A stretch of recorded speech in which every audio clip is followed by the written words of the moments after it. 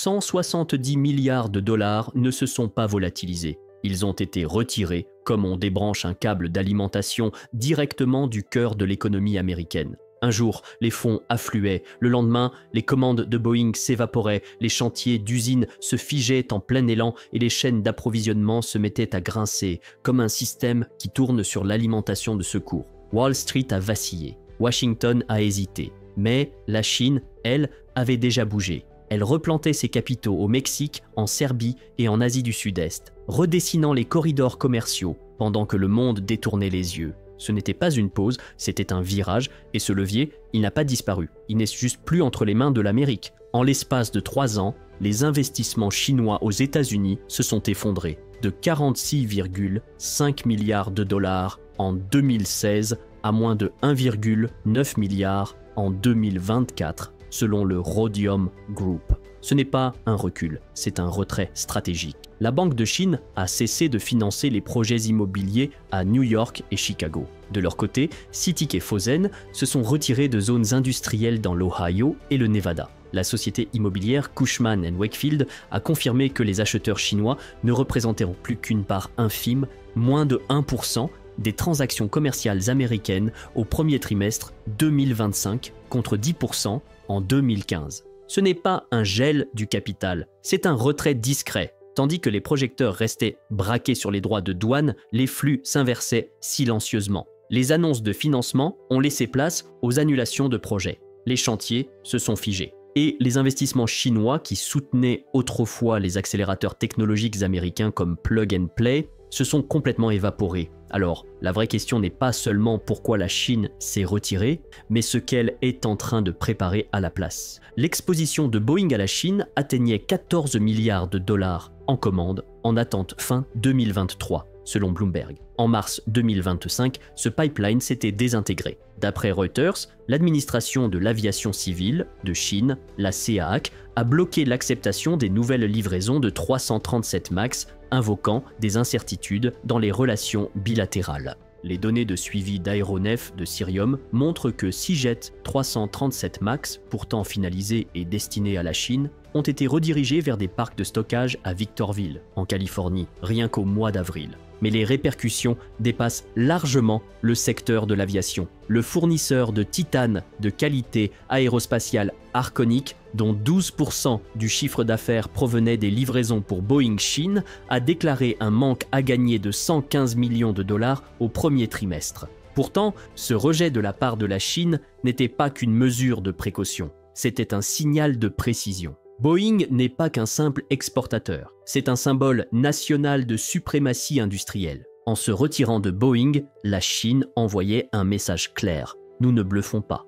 Et l'implication était tout aussi claire. Si l'un des plus grands exportateurs américains peut être écarté du jour au lendemain, alors n'importe qui peut l'être. Depuis 2022, plus de 31 milliards de dollars de projets manufacturiers d'origine chinoise ont été implantés au Mexique. D'après le ministère mexicain de l'économie, l'entreprise Hisense, basée à Shenzhen, a lancé en janvier 2024 la construction d'une usine d'électroménager de 260 millions de dollars à Nuevo León. De son côté, Jack Motors a conclu une coentreprise avec Solar Ever pour produire des véhicules électriques dans l'état d'Hidalgo. Et ce positionnement est tout sauf hasardeux. C'est une manœuvre tactique. En assemblant au Mexique, sous le cadre de l'accord USMCA, ces entreprises bénéficient d'un accès sans tarif au marché américain tout en contournant les restrictions imposées aux importations chinoises. Selon un rapport de Bloomberg Intelligence publié en mai 2025, 37% des entreprises chinoises qui relocalisent leur production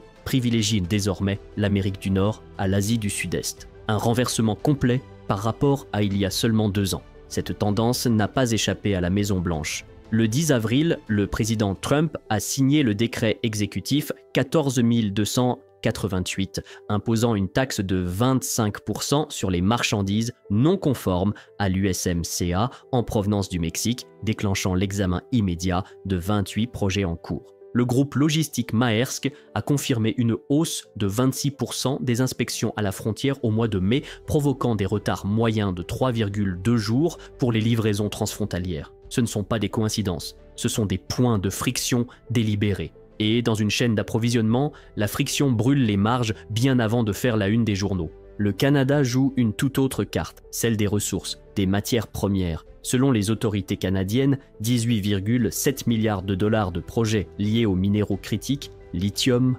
cobalt, terres rares, sont en cours de développement au deuxième trimestre 2025. La province de Québec, à elle seule, représente plus de 41% des projections de production de lithium en Amérique du Nord, s'imposant comme un fournisseur clé dans la chaîne d'approvisionnement des véhicules électriques occidentaux. En 2022, Ottawa a contraint 3 entreprises chinoises, Sinomin, Zhang et Chengxin, à céder leurs actifs miniers au Canada. Depuis, le pays applique une politique de tolérance zéro envers la Chine dans le secteur des ressources critiques. En réponse, le département américain de la Défense a signé en mai un contrat d'approvisionnement de 375 millions de dollars avec Neo Performance Materials pour sécuriser des aimants à base de terres rares, sans passer par la Chine. Mais il y a un bémol. L'industrie minière canadienne fait face à une résistance locale. En juin, 2 grands projets de lithium ont été suspendus à la suite de poursuites menées par des groupes autochtones. Si le Canada veut devenir l'épine dorsale de l'approvisionnement occidental en ressources, il devra concilier les priorités de sécurité nationale avec les combats pour la souveraineté sur son propre territoire. Car pendant que le Canada ferme la porte à la Chine, il ouvre d'autres lignes de fracture chez lui. Pékin, de son côté, ne garde pas ses jetons. Il redistribue entièrement les cartes. En l'espace de 12 mois, la Chine a intensifié la construction d'usines en Asie du Sud-Est, signant pour 8,9 milliards de dollars d'accords d'infrastructure avec l'Indonésie, le Vietnam et la Malaisie. Selon la Banque asiatique d'investissement dans les infrastructures, en Serbie, Huawei a ouvert en mars une usine de matériel 5G à proximité de Belgrade. En Hongrie, la China Railway Corporation a commencé à assembler des trains électriques en partenariat avec la société publique MAV.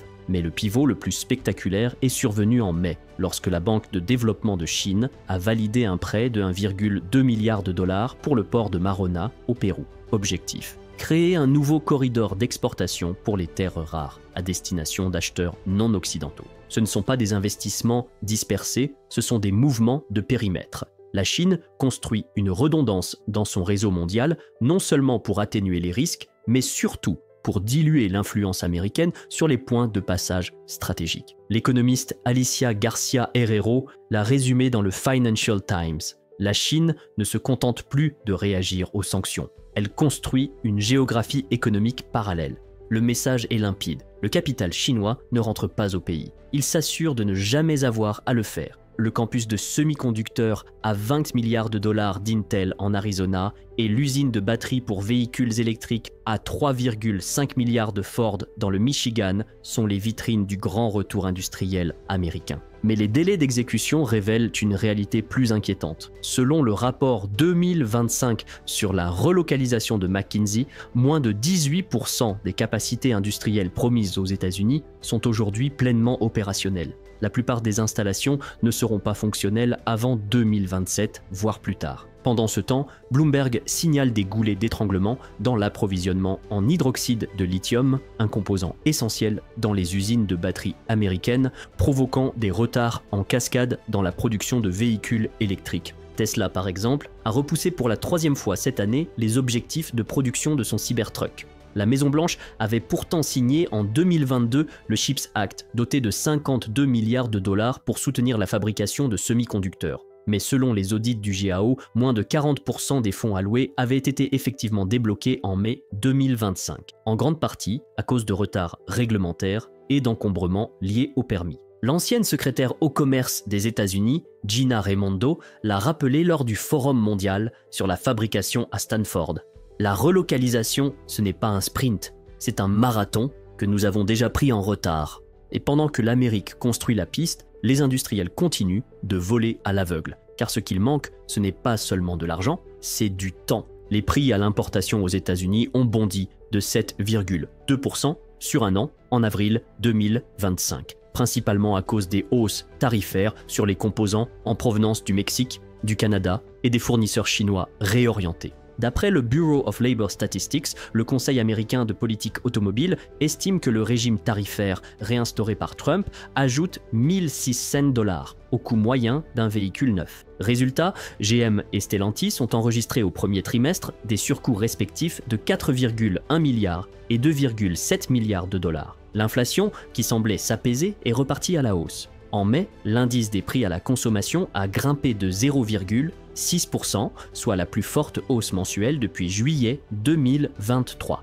Selon une étude du Peterson Institute for International Economics, la poursuite de cette escalade tarifaire pourrait amputer le PIB américain de 0,8% en 2025, soit une perte de 230 milliards de dollars de production. Dans l'Ohio rural, un sous-traitant de niveau 2 employant 500 personnes a déposé le bilan après avoir échoué à sécuriser des fournisseurs alternatifs hors de Chine. Un scénario qui se répète désormais dans tout le Midwest. Mais les coûts ne s'arrêteront pas au bilan d'entreprise. Ils s'invitent dans votre panier de courses, sur vos factures d'électricité, dans votre loyer. Et pourtant, les décisions financières les plus difficiles restent peut-être encore à venir. En avril, le Trésor américain a proposé de restreindre les investissements sortant dans les secteurs chinois de l'intelligence artificielle et de l'informatique quantique, une mesure soutenue par le Centre national du contre-espionnage et de la sécurité qui classe désormais 29 entreprises technologiques chinoises comme des nœuds de risque stratégiques. Le projet de réglementation interdirait l'accès du capital américain aux secteurs que Pékin identifie comme cruciaux pour son plan de fusion civile-militaire. Mais cela va bien au-delà de la finance. D'après Reuters, les publications conjointes entre universités américaines et chinoises ont chuté de 38% depuis 2021. Et selon la National Science Foundation, l'inscription de doctorants chinois dans les filières technologiques aux États-Unis a reculé de 22% rien qu'en 2024. Cisco a commencé à réécrire ses protocoles de firmware pour se conformer aux nouvelles restrictions à l'exportation, tandis que Nvidia a récemment révélé que ces limitations pourraient affecter 25% de sa croissance projetée en Asie du Sud-Est. Il ne s'agit plus de nostalgie de guerre froide, c'est un pare-feu total en temps réel. Le Wall Street Journal parle désormais d'une partition de facto de l'innovation mondiale. Alors la vraie question n'est plus de savoir si ce pare-feu est numérique, mais si ses conséquences sont irréversibles. L'essor manufacturier du Mexique peut sembler être une victoire géopolitique, mais selon l'indice 2025 des chaînes d'approvisionnement de Banxico,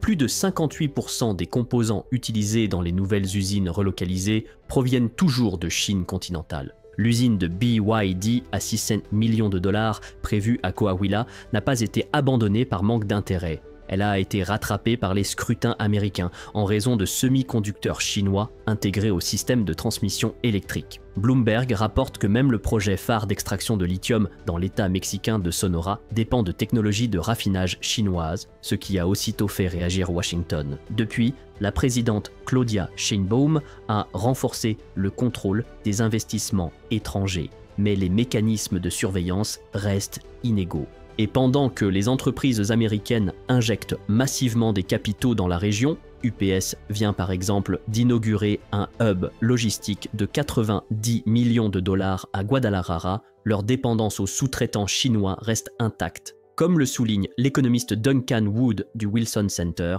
nous ne brisons pas la dépendance, nous la repoussons simplement en aval. Alors, même si la relocalisation peut donner l'illusion d'une protection, elle ressemble de plus en plus à un camouflage. Ce que nous voyons ici, ce n'est pas simplement une réorganisation du commerce mondial, c'est une reconfiguration silencieuse des rapports de force. La Chine ne claque pas la porte, elle redessine la pièce. Et pendant que les États-Unis peinent à suivre, le jeu a peut-être déjà changé de terrain. Si vous avez trouvé cette analyse utile et que vous souhaitez mieux comprendre les dynamiques économiques et stratégiques qui transforment notre monde, pensez à liker cette vidéo, à vous abonner et à activer la cloche. D'autres épisodes arrivent très vite et croyez-moi, vous ne voulez pas les manquer.